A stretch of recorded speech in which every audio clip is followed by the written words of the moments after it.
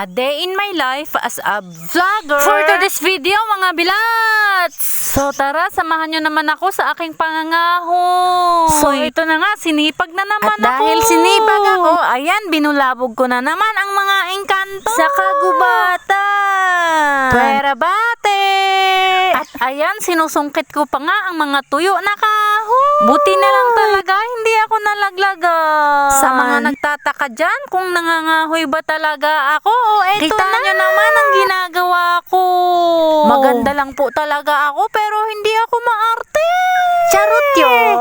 Kaya nga.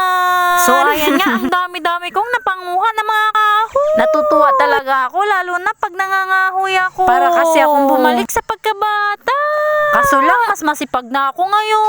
Kumpara noon. So ayan nga, nakalipstick pa nga ako niya. Akala tuloy ng ibang nadadaanan ko, papunta akong bayan. Kasi naman nakapostora daw ako. Nagtitrip lang talaga ako. At nambulabog pa ng iba.